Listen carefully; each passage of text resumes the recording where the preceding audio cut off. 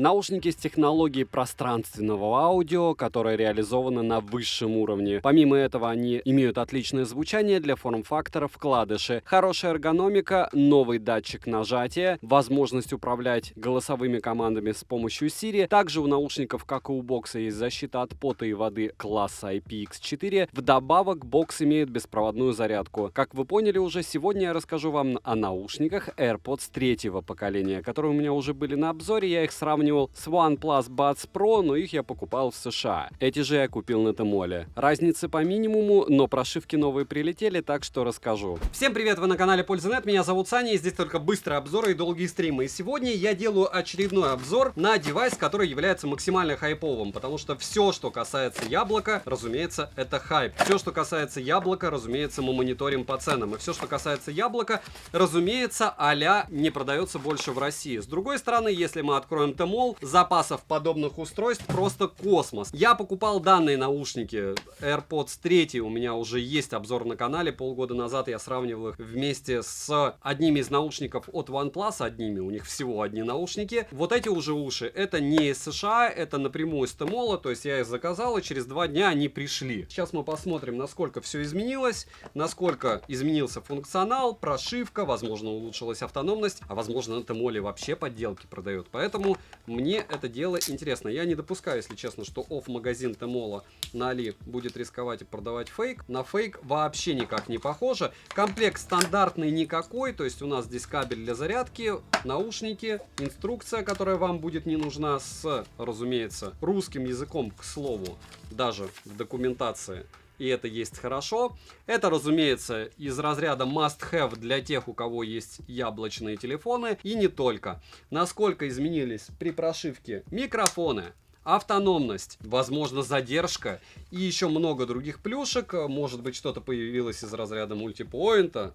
Надеюсь. Вы узнаете в ролике. И этот ролик будет исключительно посвящен только этим ушам. Никаким больше, потому что, когда я делаю сравнение, как-то все это дело размывается. Фокус сюда. Смотрим. 7 обзоров в неделю выгружаю. Ежемесячно разыгрываю 5 ми-бендов 6 серии за лайк, подписку и комментарий к любому видео. Условия конкурсов, которых под конец месяца всегда много, и мои контакты в описании. В прикрепе мой телеграм-канал с промокодами на Алиэкспрессе и телеграм-канал взаимопомощи. Нас там уже 8000 человек. Добавляйтесь, делимся мнениями, иногда отличными от моего, но главное, основанными на опыте. Все розыгрыши на стриме. Перейдем же к наушникам. Полетели. В продаже только белый цвет, что стандартно для наушников от Apple. Есть кастомные продажи покрашенных наушников, но лично я ни разу не пользовался. По мне, яблоко должно быть белым, если уже они сами ничего не придумали нового. Дизайн бокса минималистичный, выглядит солидно. Зарядный бокс изготовлен из глянцевого пластика, форма прямоугольная с закругленными краями. Габариты 54 на 46 на 21 мм, в ширину он меньше, чем бокс у AirPods 3 Pro. Вес бокса без наушников AirPods 3 37 граммов. В кармане не мешается, тактильно приятный, но скользкий. Отпечатки не собирает, но презентабельный вид теряет сразу же, так что советую при покупке заказывать вместе с наушниками защитный кейс. Он буквально за 2 часа в кармане у вас даже без ключей станет полностью поцарапанным, как будто вы его 1,5 месяца носите. Материалы хорошие, сборка также соответствующая. На корпусе расположили LED-индикатор, небольшой выступ для удобства открытия крышки. Также есть кнопка сопряжения, которая стандартно находится на тыльной части, и разъем Lightning для зарядки. К слову, когда бокс заряжается, вы можете по нему легонечко ударить и увидеть, заряжен ли он полностью. Диод в этом случае активируется. К зарядке MagSafe не клеится, в отличие от версии 3 Pro. Хотя у 3 Pro есть тоже другой бокс еще, но об этом не в этом ролике. Открыть одной рукой бокс можно без проблем, крышка в открытом состоянии фиксируется, но очень слабо. Шарнир металлический, что хорошо, и люфт у крышки минимальный. Хлопок звонкий, лично меня слегка раздражает. Я предпочитаю более глухие хлопки. С другой стороны, для многих это золотой стандарт. Далее, внутри на матовой поверхности расположили 2 глянцевых вертикальных места под наушники, по 2 контакта для зарядки в каждом и краткая информация мелким шрифтом. Наушники в боксе не гуляют, если попытаться их вытряхнуть, то нужно будет постараться, чтобы они вылетели из бокса. Емкость аккумулятора 345 мАч,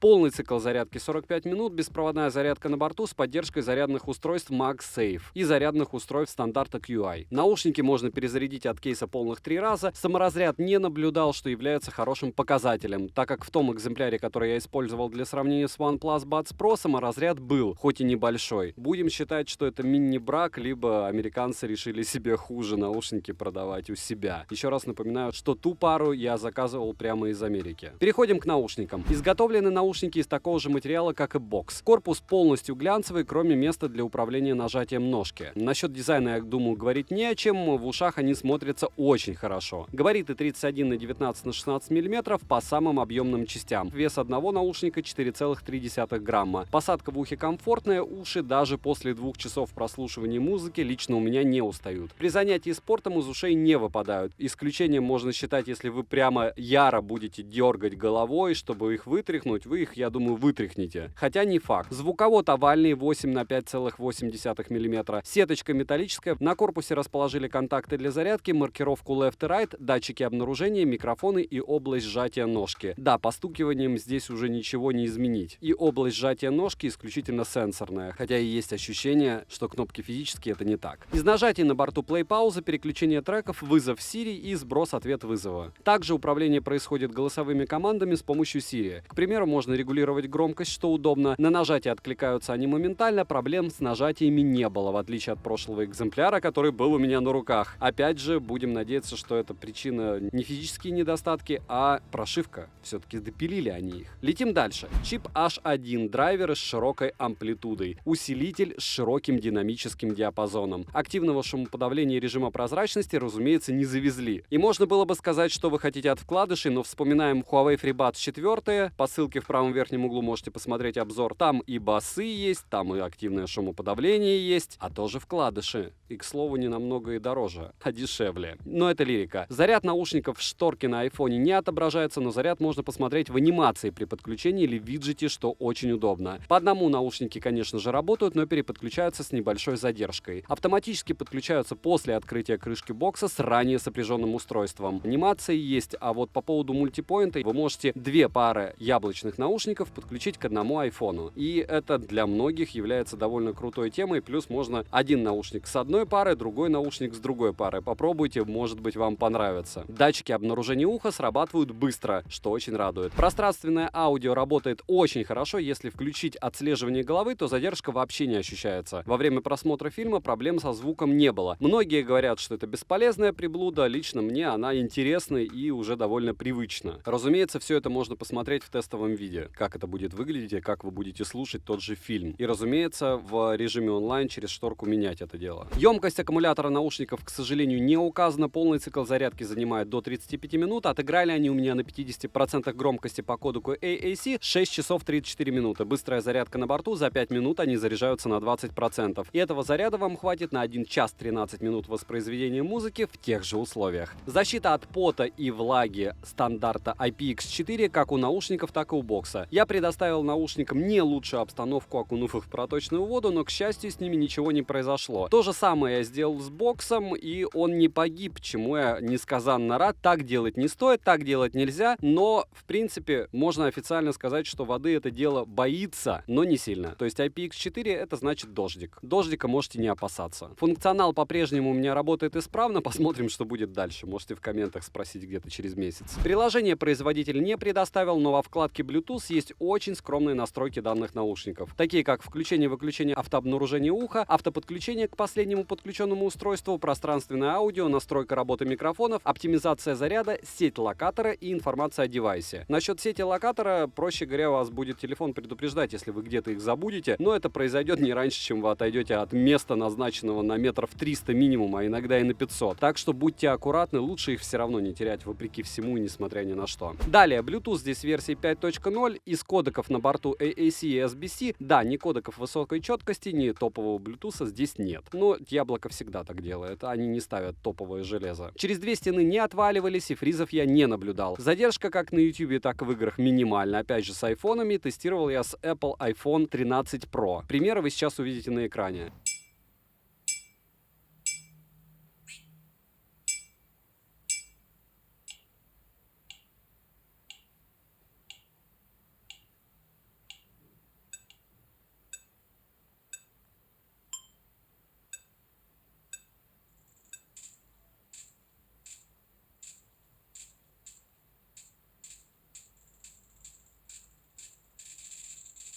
Микрофоны показали себя хорошо, перегруз минимальный, сторонние шумы глушат хорошо. Голос слегка искажается, но не критично. Примеры вы сейчас услышите. И очередной пример работы AirPods 3. По большому счету сильно ничего не поменялось с момента начала их продаж. Вы сейчас слышите, как они отрабатывают рядом с дорогой.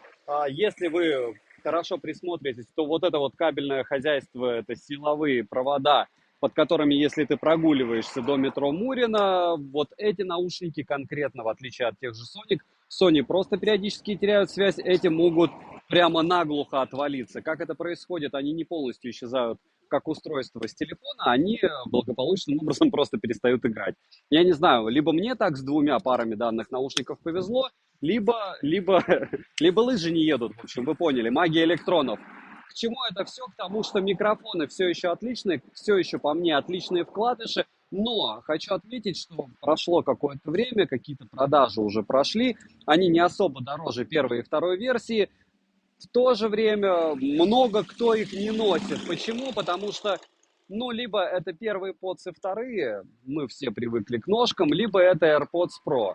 Не считаю я, что они прижились, возможно, по количеству продаж, я еще погуглю, они рвут первую и вторую версию, но по факту на улице я вижу людей либо с первыми AirPods, либо с их копиями, либо с прошками. А это что-то среднее. Почему? Наверное, из-за удобства. Потому что все равно местами они больше, и я не сказал бы, что лично мне эта форма идеальная. И кого бы я ни спрашивал, никто не кричит, что да, третьи молодцы.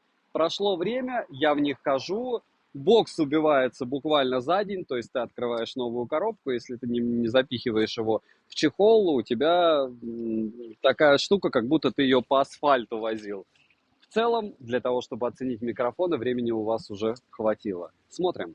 Звучание. На 100% громкости каша есть, но небольшая. На 95% можно сказать, что ее нет. Запасы громкости лично мне достаточно. Бас для вкладышей отличный, я бы сказал, довольно плотный, но хуже, чем во фрибатсах четвертых, опять же, по моему мнению. Звучание довольно нейтральное, средние, как и высокие частоты, отлично проработаны. Лишнего акцента на низкие и высокие нет. Детализация хорошая, но она заметно теряется, если выкрутить громкость выше 90%. Сцена шире средней, вокал четкий, приятный, инструментал отыгрывают хорошо. Баланс присутствует. Из минусов все так же нет мультипоинта, материал у бокс не практичен, так как быстро царапается. Также к минусам я отнесу отсутствие отображения заряда аккумулятора наушников, шторки и нет возможности переназначить зажатие. Опять же, сторонними программами с танцем с бубном можно это сделать. К минусам также отнесу то, что в принципе при желании даже на 100% громкости полностью звуки метро эти наушники вам не загасят. Единственное, они посадят вам слух, если вы будете на сотке их слушать в метро. И то, что минимальные, конечно, нововведения. Хорошо, что они как прошки выглядят, и все. Резюмируя, я придерживаюсь к своему неизменному мнению, что если у вас продукция Apple, к примеру, iPhone, то лучше приобретать именно AirPods. Данная модель однозначно хороша и уже точно найдет своего покупателя, но не так, как, к примеру, AirPods 3 Pro или AirPods 2 или 1. То есть, конечно же, это развитие, но об эпичности здесь речи не идет. Не забывайте подписываться на телеграм-канал взаимопомощи, телеграм-канал скидок, только годные предложения. Но запоминаю, что в выходные почему-то выгодно было покупать на Алиэкспрессе исключительно через Киви в рублевом эквиваленте. То есть, если у вас там не доллары, то курс Алиэкспресса впервые за 3 месяца лучше сейчас у Али. Но опять же, у Али рубли принимают на Global только через карты банков, которые не являются санкционными. Так что подписывайтесь в телеграм-канал скидок, будете все это знать. Девайсу однозначное да. Добра и удачи вам, дорогие друзья.